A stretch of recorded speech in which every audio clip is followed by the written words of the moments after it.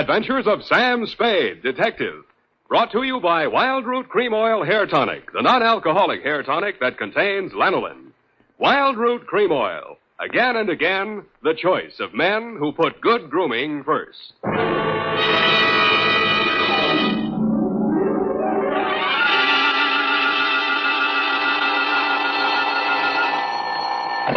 Sam Spade Detective Agency. Hello, sweetheart. It's only me. Oh, Sam.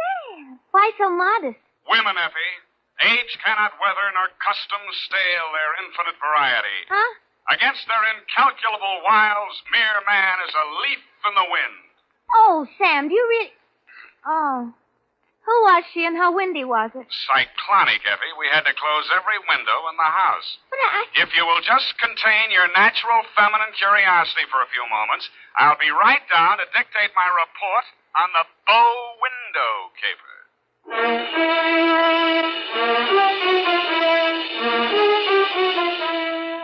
Dashiell Hammett, America's leading detective fiction writer and creator of Sam Spade, the hard-boiled private eye, and William Spear, radio's outstanding producer-director of mystery and crime drama, join their talents to make your hair stand on end with the adventures of Sam Spade. Presented by the makers of Wild Root Cream Oil for the hair. To every man who says, I don't use a hair tonic or I don't believe in a hair tonic, I say this. Decide for yourself. But don't decide until you've tried Wild Root Cream Oil, the entirely different hair tonic. There's not a drop of alcohol in Wild Root Cream Oil, and it contains soothing lanolin. What's more, it grooms your hair the right way, neatly and naturally. So get the big economy-size bottle and the handy new tube at your drug or toilet goods counter. Wild Root Cream Oil Hair Tonic. Again and again, the choice of men who put good grooming first. And now, with Howard Duff starring as Spade, Wild Root brings to the air the greatest private detective of them all in The Adventures of Sam Spade.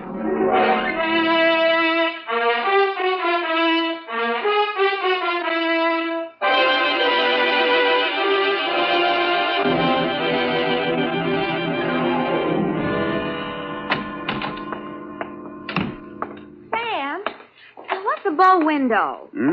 A bow window. Bow window is a bay window that you look into instead of out of. Look into instead of out. Oh. Oh, Sam. Get your book, Panther Girl, and slink on in. What was she trying to see through the bow window? I mean, whose house was it? Her own. But if it was her own house, then why was she It just goes to show you, darling, what some women will stoop to. It does? Mm-hmm. There was a low window. Oh. Well, whenever you're ready, Sam. Date November 10. 9th. 9th. Correct. 1947. To Dr. Helmut Ries. I was right for once. Yeah. From Samuel Spade, license number 137596. Subject, the bow window caper. Dear Dr. Ries, I know that this report will not make pleasant reading for you, but you paid for it, so here it is. As far as I was concerned, it all started on Thursday morning when you called at my office.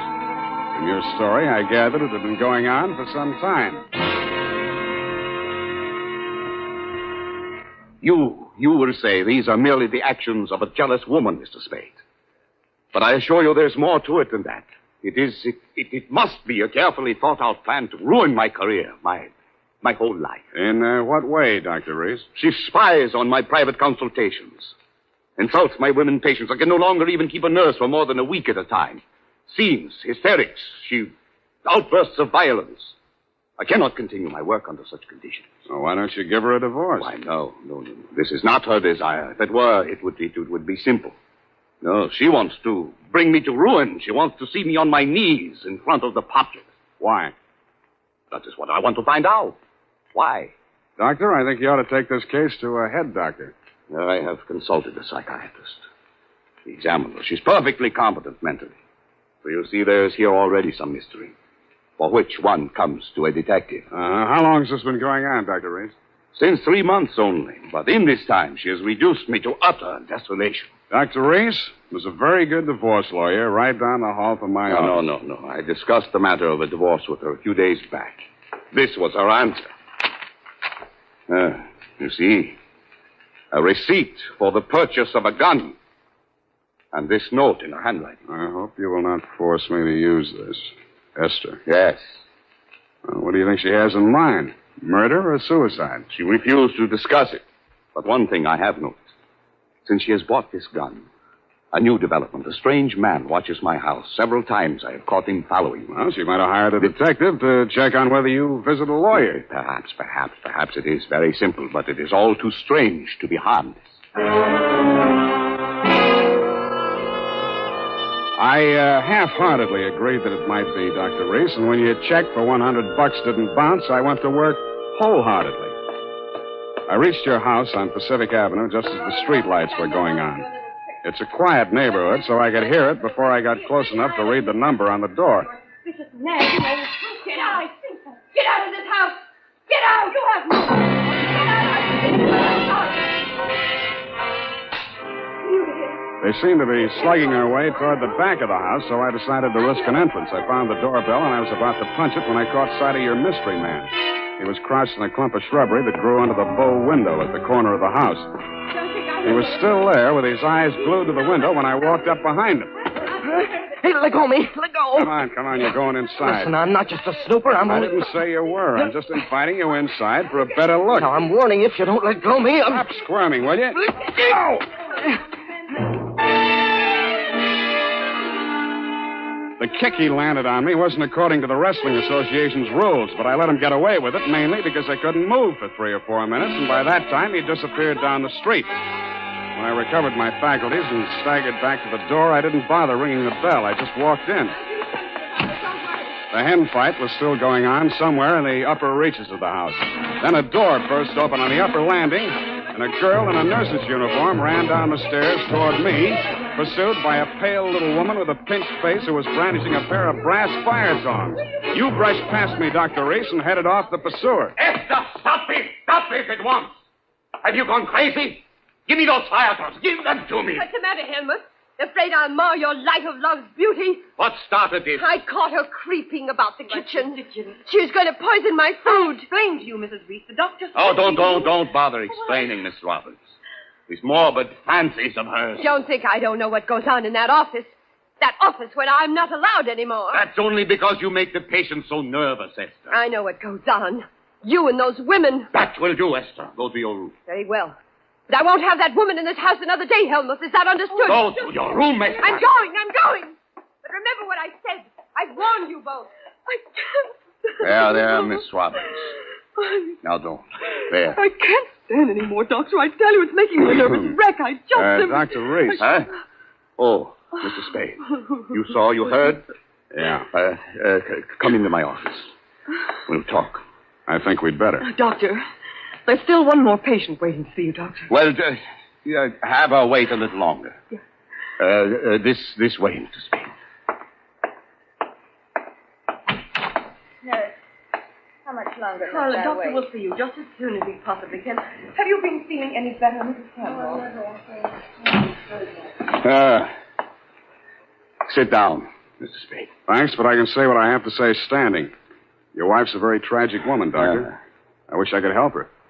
I wish I could help you, too, but I can't.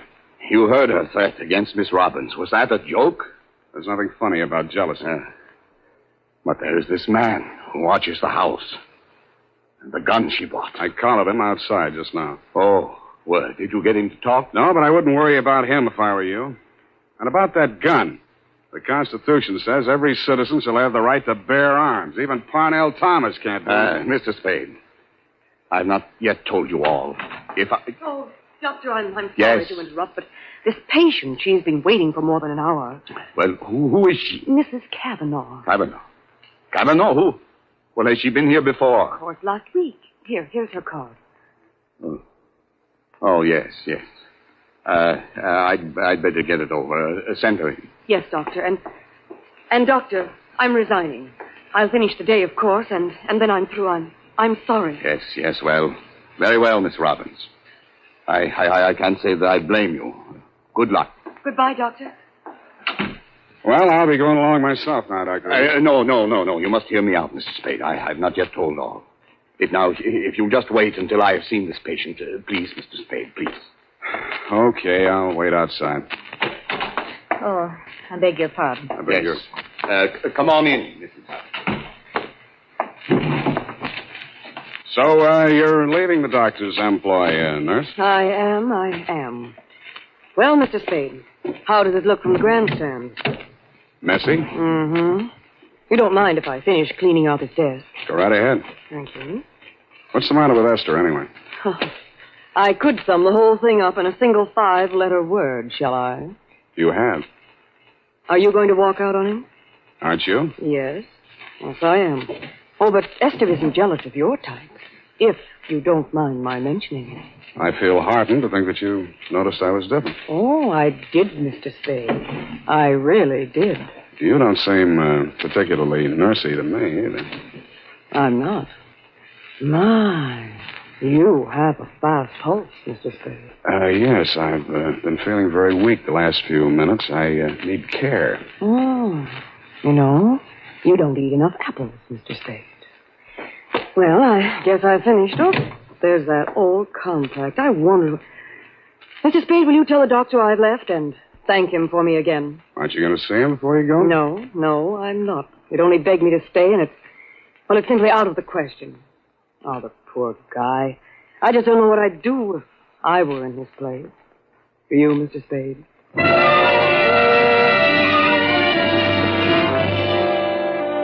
I did, and I told her. She told me I was a victim of hypertension and left me with my mouth open and no thermometer in it. 5 minutes after she'd gone out through the front entrance, your wife came down the stairs, looking knowingly at me and the door to the doctor's office, and left by the same route. 10 minutes after that, I was halfway through a 1937 National Geographic that was the latest edition on the waiting room table, and had reached the 3rd paragraph on the natural beauties of Winona County, Minnesota. But I never finished it. I will be back in a minute. What?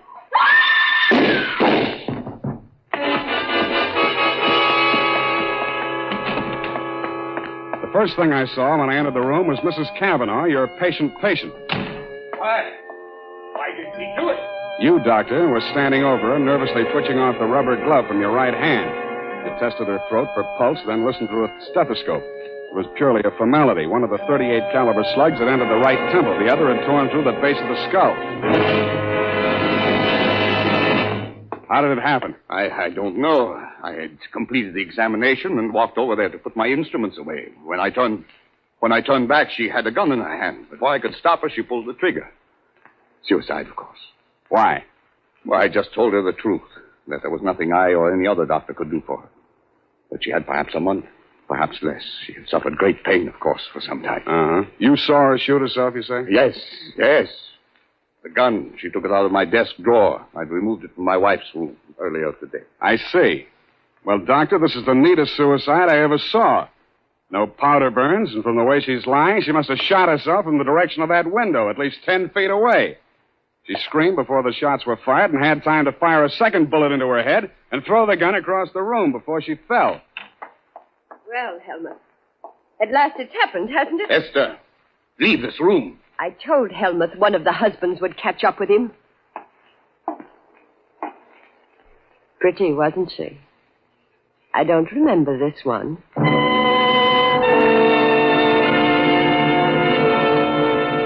The expression on your face might have been horror or fear or both, Dr. Reese. But your wife was smiling.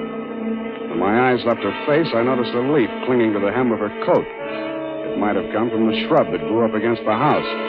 And her shoes were splotched with mud that could have and probably did come from the cultivated flower bed just outside the bow window.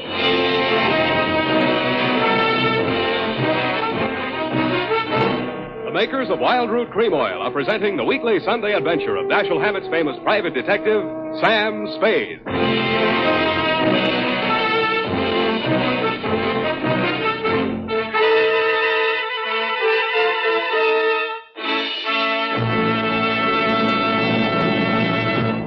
Now, here's important news on good grooming. Better than 4 out of 5 users of Wild Root Cream Oil say they prefer Wild Root Cream Oil to all other hair tonics. Here is new and even more conclusive evidence that Wild Root Cream Oil is again and again the choice of men who put good grooming first. So if you want the well-groomed look that helps you get ahead socially and on the job, listen. Recently, thousands of people from coast to coast who bought Wild Root Cream Oil for the first time were asked, how does Wild Root Cream Oil compare with the hair tonic you previously used? The results were amazing. Better than 4 out of 5 who replied said they preferred Wild Root Cream Oil. And no wonder. It gives you the advantages that men consider most important. Wild Root Cream Oil grooms your hair neatly and naturally, relieves annoying dryness, and removes loose dandruff. What's more, non-alcoholic Wild Root Cream Oil is the only leading hair tonic that contains soothing lanolin. That's like the oil of your skin. So ask for Wild Root Cream Oil. Again and again, the choice of men who put good grooming first.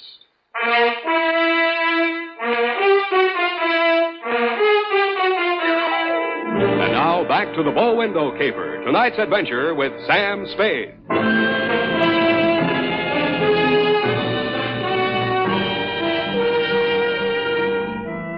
Obviously, there were 2 equally good suspects in the Kavanaugh murder. Either your wife had killed her in a jealous rage, or you'd killed her with your wife's gun to frame her for the murder. I decided to let the police worry it out and went home to bed. The morning headlines were a bit of a surprise. Nurse sought in shooting of mystery woman. Item. The cops had found Celeste Robbins' fingerprints all over the murder gun. And item. Mrs. Kavanaugh, the murdered woman, had given a vacant lot as her address, and her body was lying unclaimed at the morgue. I decided to pay her a visit.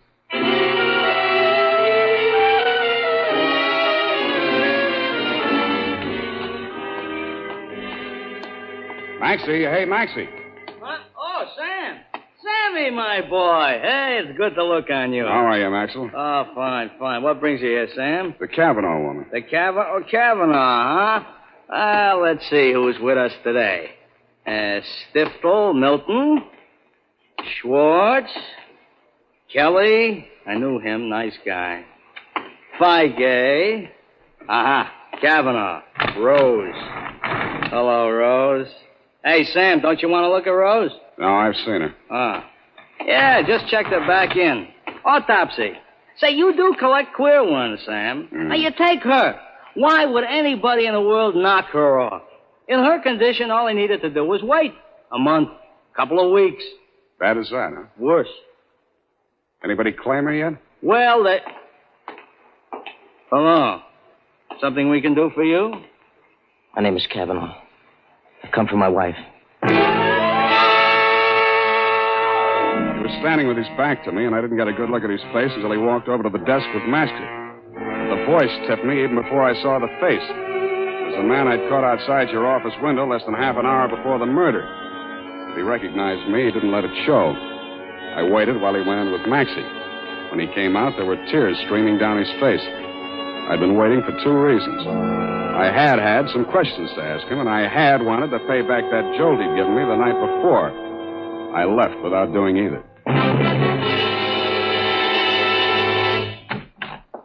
Oh, hello, Sam. Oh, sweetheart, any calls? Lieutenant Dundee of Homicide, Yeah. Dr. Reese, Mm-hmm. and there's a girl waiting inside. Wouldn't give any name. So you let her wait in my private office? Well, I don't think you'll mind when you've seen her. She's by way of being a knockout. Well, thank you, Effie. That was very thoughtful of you, dear. You're welcome, Sam. Sam, please don't be angry with me for coming here. I had to talk to somebody. What you need is a good criminal lawyer, Nurse Robin. Oh, no. Do you think I killed that woman? How did your prints get on that gun? And don't tell me she threatened you with it and you grabbed it out of her hand. No, I didn't. I did nothing at all. Take it easy, Nurse. Take it easy. Would you like a drink or something? No, of course. Thank you anyway. I'll be all right. Well, she came in from shopping 3 days ago. Just as nice as pie. And she came creeping around. You know how she is. And she said, I bought something today. It's lovely. And with that, she hauled this gun out of her handbag. And so, to humor her, I took it and I looked at it. That was foolish. It certainly was foolish. Well, nickel-plated, ideal surface for fingerprints. And I remember she was wearing gloves. Struck me as peculiar at the time, but I'm so stupid. I didn't think of it until just now. Everything's a little peculiar about this caper. A woman who was dying anyway gets shot. Nobody even seems to know who she was. Doesn't make sense. No, it doesn't make much sense, does it? What should I do, Sam? Give myself up? I think you should. Yes, I thought you'd say that. All right, Phone the police. You got a lot of courage. Sure you don't want to drink? No. No, thank you. I'll be all right. I'll be all right. Homicide. Dundee. Dundee, Sam Spade. I got the Robbins girl here in my office. She wants to check in. Oh? Well, tell her to forget it, Sam. Reese's wife just made a full confession.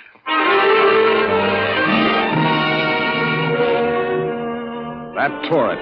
In my anxiety to see how you were bearing up under the shock, Doctor, I blew $1.50 of your money on a taxi all the way out to your address on Pacific Avenue. To my astonishment, you were wearing a look of real distress.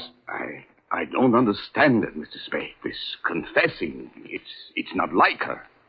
It's all too strange to be harmless. Dr. Reeves, I'd like to talk to you alone. Do you mind, Mr. Spade? Go right ahead.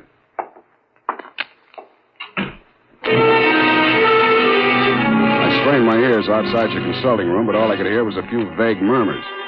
Then, for no good reason, I decided to have a look at your wife's bedroom upstairs. The cops had been there before me, so I didn't expect to find much, and I didn't. I was tapping the woodwork for secret panels or something when I heard a heavy tread on the stairway. I wheeled around, my hands inside my coat. A jolly-looking character in coveralls was standing in the doorway. Home Electronics. I beg your pardon? Daggett, Home Electronics. I come to take the equipment. What equipment? The dictograph. She don't need it no more. Ask me, she hurt too much. Mrs. Reese had a dictograph installed? Yeah, a rattle type installation. This here's a speaker. My own design. Looks like a portable radio, don't it? Yeah, where's the other end? Where's the microphone? It's in the doc's private office. You interested, eh? Yeah, turn it on, will you? Oh, sure. We'll get it tuned in a minute here. Oh, feedback. Wait a minute, I'll fix it. Let her talk. What can she tell? I don't know. But it's uncanny the way she Nice, knows huh? things. Every word we spoke together. That's because of the dictograph. They rig, huh? Shut up. My angel, we cannot allow this terrible tragedy to come between us. We love each other. Nothing can change that. Oh, boy. That's as nice, ain't it? Quiet. I just know, please don't. Now stop it, Helmut. I don't want you. Please don't. What is it, Celeste? What has happened, Jane? What has happened? You asked that. When I've been attacked by a madwoman and accused of murder all in the space of 12 hours. But it's all over now. Just so, Helmut. Yes, it's all over. Well, can't you turn it up a little more? Oh, sure, turn it up. Hold it. Over. It's over. And I'm very, very ashamed. I suppose it was my usual thing. I always get sorry for a poor, weak man and get involved. But this time, I'm sorry for her. Celeste, please. When I was a kid, I liked it. It used to make me feel powerful and, well, to watch them squirm. But it's no fun anymore watching another woman in the agonies of jealousy. And you, I thought you were just weak. You're a brutal, unscrupulous murderer. What are you saying, Celeste? You killed Mrs. Cavanaugh. Why, that's impossible. You stood deliberately in that window and you fired 2 shots right at Hey, what gives you? Why weren't my Rehearse the fingerprints players? on that gun? Because you were wearing your rubber gloves, Doctor. Celeste, don't say any more. No.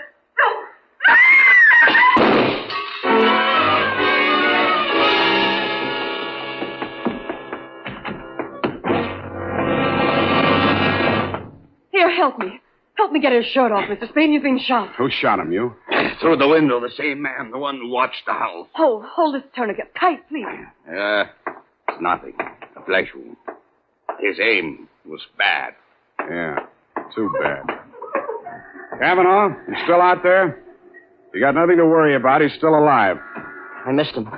Give me a hand. Come on. That's it. I missed him. That was lucky. You're taking the rap for your wife's murder, too, if you're a better shot. He did it. He killed my wife. I was at the window. I saw him. What I don't understand is why his wife confessed. She loves him, Mr. Cavanaugh. You should understand that. I guess that's what happens to love when it gets crossed up. Why didn't you tell the police what you saw? They'd have hung it on me. She was a stranger to everyone else. I'd been quarreling with her, suspicious, acting like a maniac. She never told me. She must have been going to one doctor after another, trying to find one that would give her one ray of hope. In pain all the time, too, and never letting on. Never. Even after that first visit she made to Reese's office, I didn't tumble. I thought she was meeting him on the sly. And I followed her both times. That last time I carried a gun. I might have killed her if what I suspected had been true. I'm very sorry, Mr. Cavanaugh. I didn't realize. You're pretty late with your regrets, Doctor. I don't quite figure either. Maybe the prison psychiatrist can. Dundee homicide. Dundee, tear up Mrs. Reese's confession. Come on over and get the doctor. Dr. Reese? Yeah. By the way, he accidentally shot himself in the arm. Isn't that right, Doctor? What? Oh, yes. Accident. Why didn't she tell me? Why didn't she tell me? I don't know, Cavanaugh. Women, sometimes they make too much sense, or we don't make enough, or maybe we're all crazy.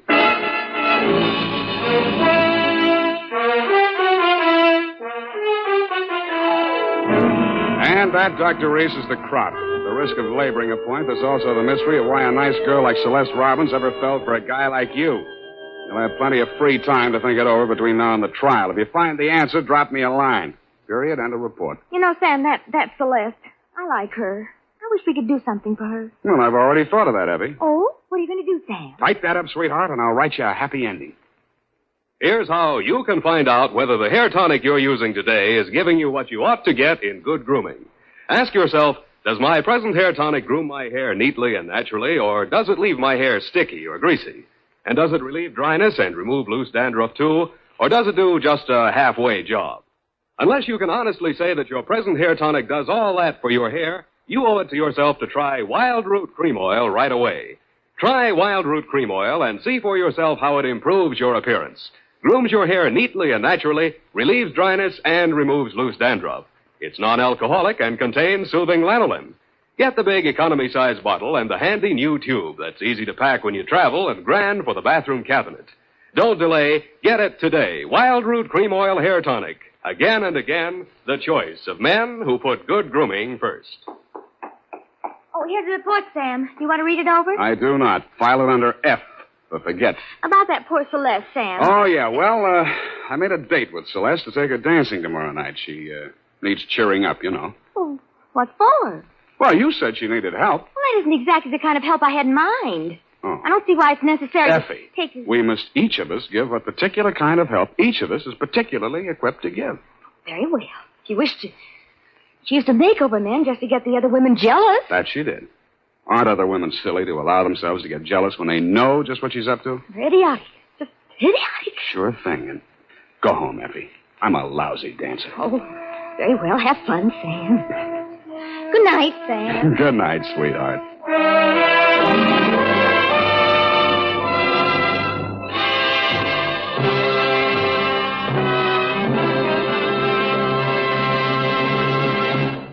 The Adventures of Sam Spade, Dashiell Hammett's famous private detective, are produced and directed by William Spear. Sam Spade is played by Howard Duff. Lorene Tuttle is Effie.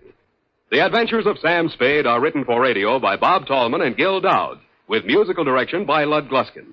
This is Dick Joy, reminding you that next Sunday, author Dashiell Hammett and producer William Spear join forces for another adventure with Sam Spade, brought to you by Wild Root Cream Oil. Again and again, the choice of men who put good grooming first.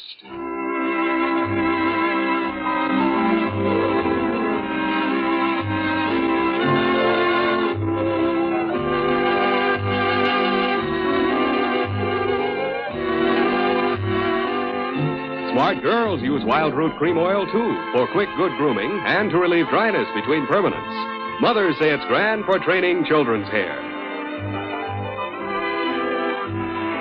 This is CBS, the Columbia Broadcasting System.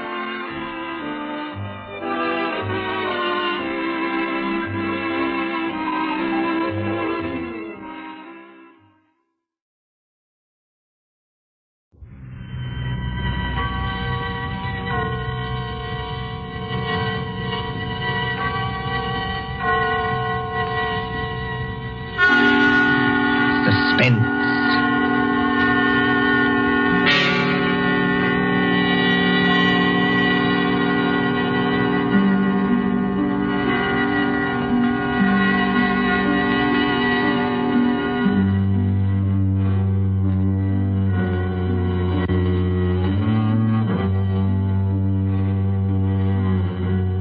The thrill of the nighttime, the hushed voice and the prowling step, The stir of nerves at the ticking of the clock.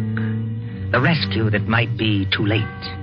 The crime that is almost committed. Mystery and intrigue and dangerous adventures. We invite you to enjoy stories that keep you in suspense.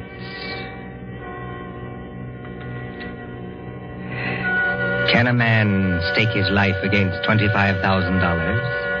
Can another and cleverer man track him down like a hunter, stalking his prey and kill him within 5 hours? Can you make a bet with death and win? For Suspense, tonight we present Will You Make a Bet with Death by John Dixon Carr.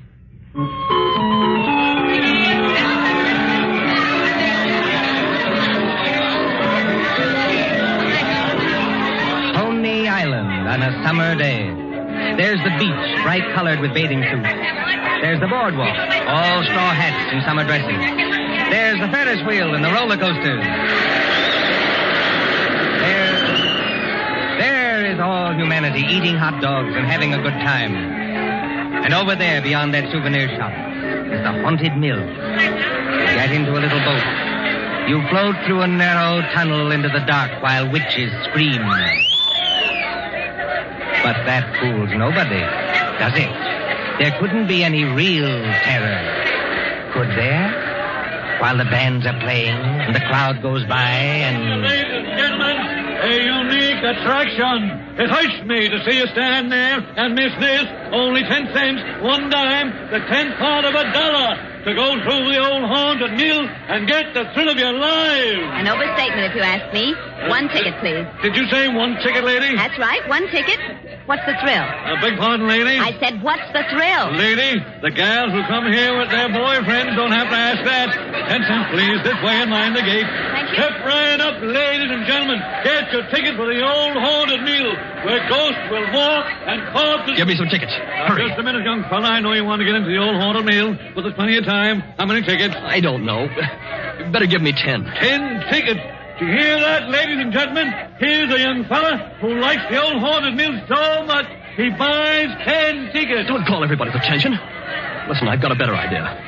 Whatever boat comes after mine, yeah, I'll give you an extra $1 to send that boat through empty. Now, what's the matter, son? The cops ain't after you, are they? No. It's nothing like that. Will you do it? Well, money talks, young fellow. Okay, go ahead. Isn't there an empty boat here? Well, really? You've got such a great objection to riding in the same boat with me? Oh, I'm sorry. I didn't mean that at all. Don't misunderstand. Then you'd better get in if you want to go. This boat's starting to move. Yeah, I better sit down. You certainly had. Look here, I want to apologize. That's quite unnecessary. This place is rather childish anyway, isn't it? Yes, isn't it? But I've seen everything else, so I may as well see this. Here we go in the dark. What was that? One of the ghosts, I imagine, from a machine. It sounded like him laughing. There isn't anybody in the boat behind us, is there? I can't see. It's pitch dark. Listen, Miss... My name is Andrews, Betty Andrews. If it's customary to exchange names in a place like this. Mine's Pendrell. Bob Pendrell. Did you say Pendrell? Yes. Do you know it? Oh, no, not exactly. It's an unusual name, that's all. I don't want you to think I'm out of my mind, though I very nearly am. But I've got 5 hours to go. Just 5 hours. At the end of that time, either I'll have won $25,000 or else... Or else? Or else I'll be dead. You know, I wish I'd kept you away from this boat. Well, there's nothing to get alarmed about. For you. I can't tell you much, but I had to tell somebody that or I'd have started yelling. There's just one other thing. Is there? In these places, they've usually got little dim-lighted rooms along the way. Yes, exhibits and things. Yes.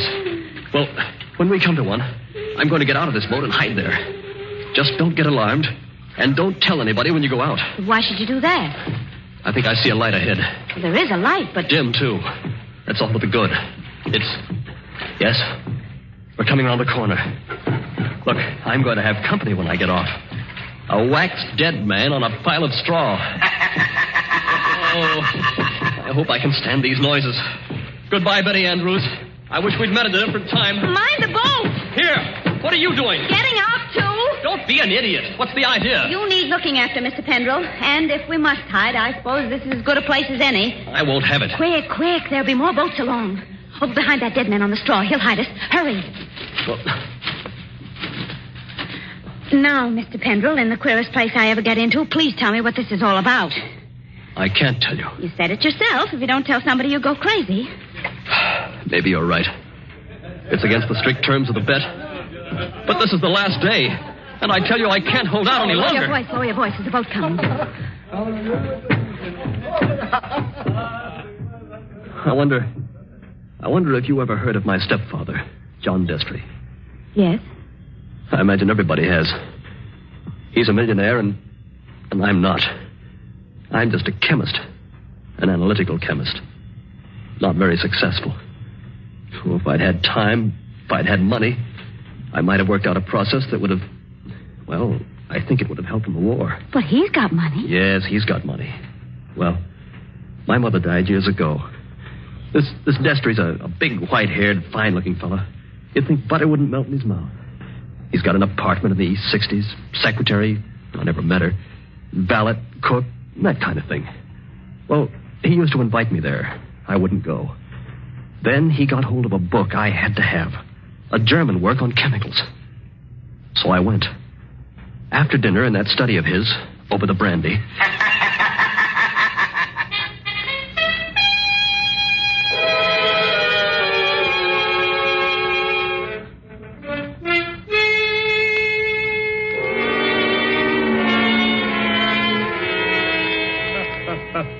Oh, my dear Robert, you're quite welcome to the book. Don't mention it. Oh, what do you think of this brandy, by the way? It's excellent, thanks. Yes, I thought you'd like it. And now that we're all relaxed, comfortable after dinner, tell me something. Yes, Mr. Destry? You hate me, don't you? Frankly, I do. And always have. Good. Then you'll be relieved to hear I've always felt the same about you. But tell me something else. Did you ever know me to break my word? No, I never did. I'll give you that. I asked you, Robert, because I want to make a little bet with you. That is, if you have the nerve, which I doubt. Well, I'm afraid I can't afford to make bets. You were always careless with money, Robert. Well, I've been thrifty. I saw that when your mother was alive. But you can afford to make this bet. Look here, in my desk. Well? $25,000, Robert. $25,000 in 5 $100 bills. And what would I have to bet against that? Your life. What? My life? There's the money in the drawer. Look at it. What wouldn't you give for that money? What wouldn't you give to have it for this precious work of yours that you're so fond of and that you've failed in miserably? So far I've failed, yes. Oh, I've had a fairly good life as lives go. My heart isn't as good as it might be, but the doctors say I'll last a little while yet. But before I go, there's one pleasure, one little exquisite thrill for me to experience. I want to commit a murder. Yes, I said a murder. My bet is that I can kill you within 6 months, and that you can't stop me, and that I'll never be punished for it. What do you say? Yes or no? I believe you mean that. Of course I mean it. And just how would you propose to kill me? That would be telling. You know, if I had time to think this thing over... There's no thinking it over. Now. Yes or no? Yes. You must need the money badly, Robert. I do need it. But oddly enough, Mr. Destry, that isn't why I'm doing this. No? No. I want to show you can't play the Lord Almighty and get away with it. Are you challenging me? Yes. You don't think I can do it? I know you can't. We mustn't get excited, Robert. There will be conditions to the bet, you understand? What conditions? First of all, you'll never mention this matter to anyone. All right. That seems fair enough. You'll remain within the city limits of New York for 6 months. You'll spend at least 1 hour of every day walking the open streets alone. All right. You'll spend at least 1 hour every evening in your own room alone. I may come to see you, or I may not. Trying to scare me already, are you? Finally, you'll write out a little note and give it to me. There's pen and paper on the desk in front of you. Write it now. Let's hear what I have to write before I do anything like that. You will write, I am a failure. You can't stop harping on that, can you? I am a failure, and this was the only way out. I wouldn't have done it otherwise. A suicide note? Yes.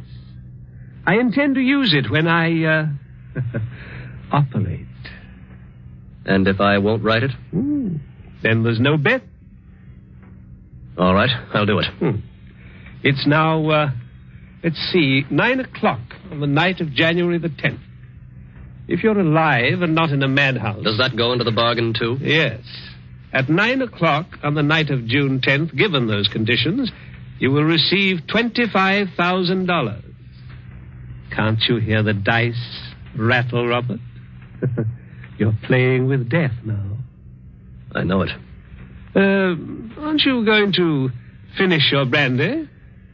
No, thank you. Oh, then pour it back into the decanter. You heard me. Pour it back into the decanter. If you were as careful as I am, you wouldn't be where you are now. That's right. Always be thrifty. I can promise you, by the way, that you'll always be perfectly safe as long as you're in this apartment. But that's the only concession I make. I notice your hands are steady at the moment. I wonder what they'll be like a month from now.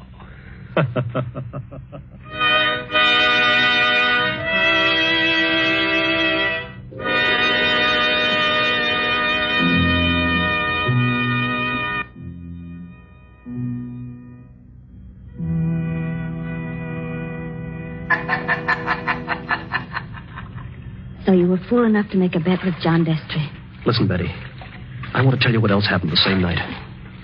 I got on a Fifth Avenue bus and started to look through that book that Destry gave me. It was a book that I wanted about poisons.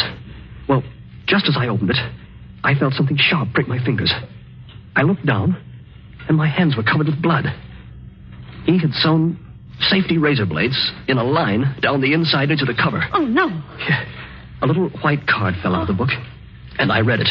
It said, "See how easy it is to take you off guard? Those razor blades aren't poisoned, but they might have been. Take warning." Betty, that was 6 months ago. 6 months less 5 hours of careful, refined torture. And now, I've got only 5 hours to go. What's he done in the meantime? Nothing. Nothing? I don't understand. Nothing at all. That's the cleverness of it.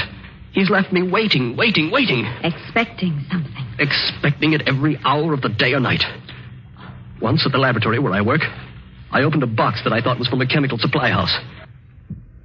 And a Mexican tarantula, one of those furry spiders about as big as your fist, ran out across my hand. It was a toy tarantula.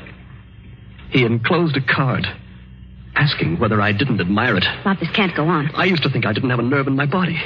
I could hold the test tube at arm's length absolutely steady for minutes at a time. Now look at me. Don't, please, don't. But the waiting's almost over now.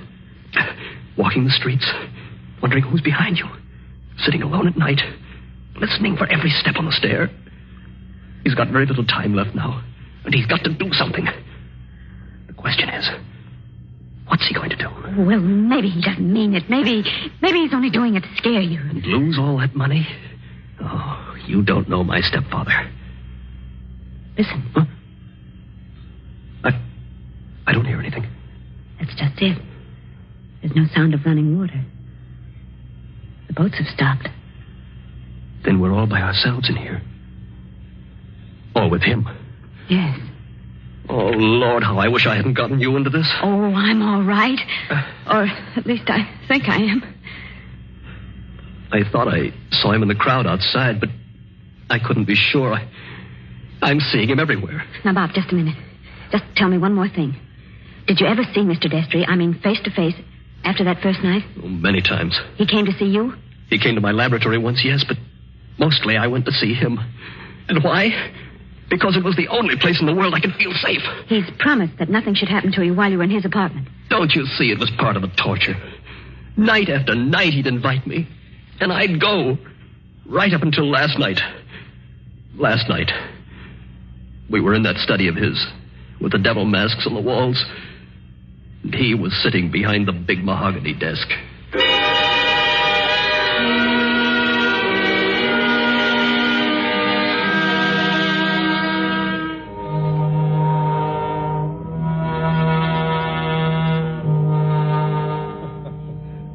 My dear Robert, I'm pleased and even touched to have you here on the last night before you...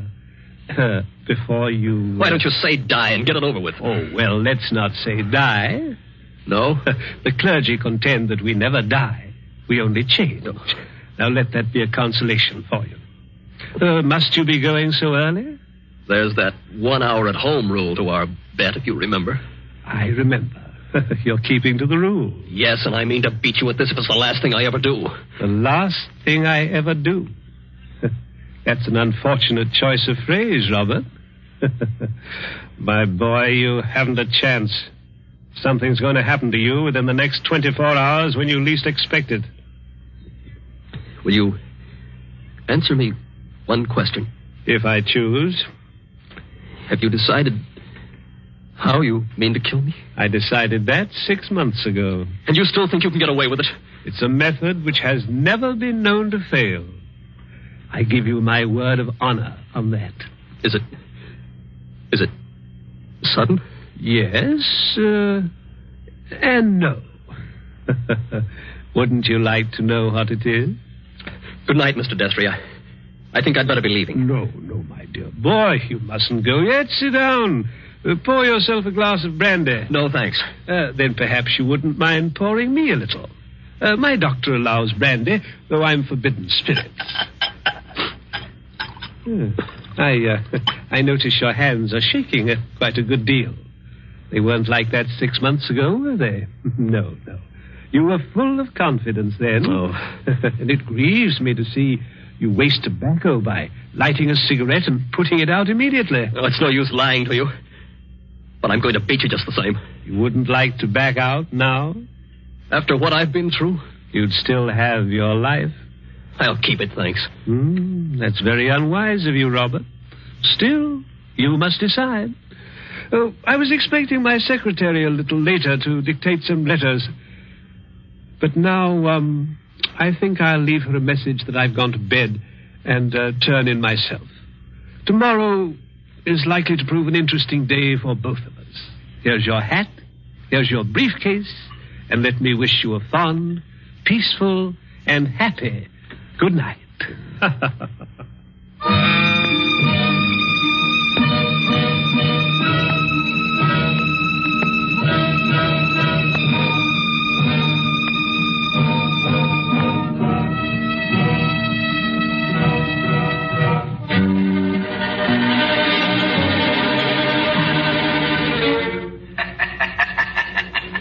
That was last night, Betty. I said I had 5 hours to go. It's less than 4 hours now. If I can keep away from the old devil until 9 o'clock. I wish those boats would start running again. Why? Because it's almost as spooky in here as a real old mill. I know. Even that wax dummy on the straw. Any minute now. You're expecting to see him move? So am I. Now, don't stand up. It doesn't matter. If the boats aren't running, we can hear anybody who comes along. I hope so. Do you think Destry's got in? Bobby can't have got in. He can't even be here. Why not? Because Mr. Destry told me... Mr. Destry told you? I'm his secretary. You know, Betty Andrews, I'm sorry it was you who did this. Did what? You can't guess, can you? Oh, Bob, I didn't come here to trap you or spy on you. If that's what you're thinking, I swear I didn't. No. You only got me to tell you the whole story and lose my bet. I haven't heard a single word you said. Bob, please believe that. He didn't send you here, of course. No. And of course you never saw me at his apartment last night. No, I swear I didn't. I got there late. He'd gone to bed. I didn't even take off my hat or gloves before I left again. Don't you understand, Bob? I hate him, too. I want to see you beat him. You've got to beat him. You mean that?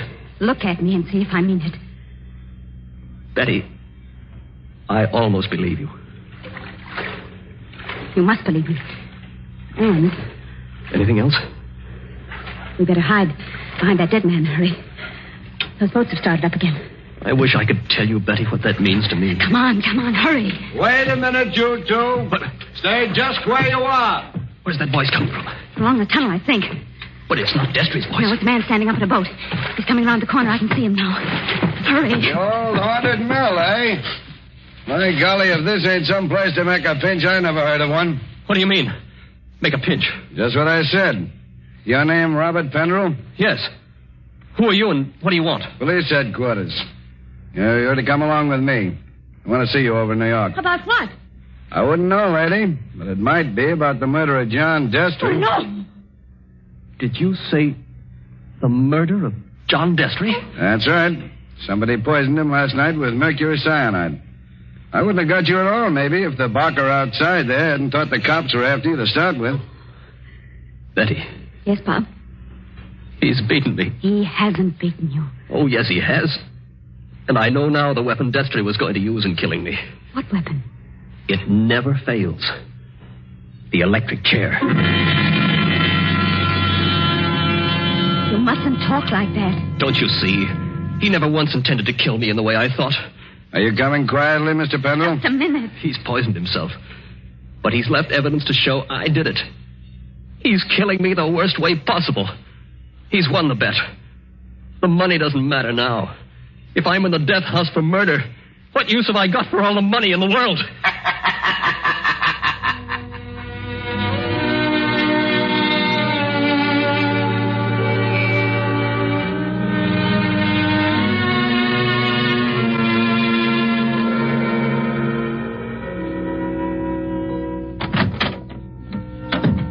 Pendrell, let me introduce myself. My name's Mullen, Inspector Mullen. It's a pleasure to meet you, Inspector. It's a pleasure to be safe again. I've had you brought here to my office for a little quiet talk.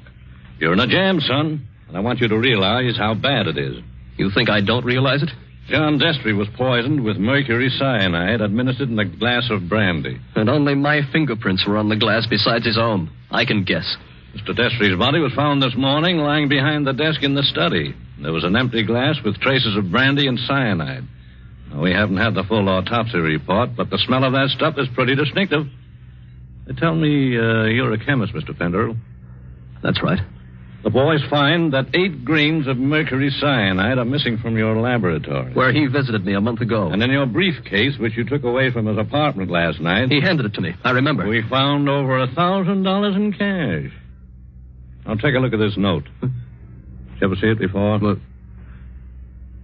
Yes. I wrote it. You admit that? Yes.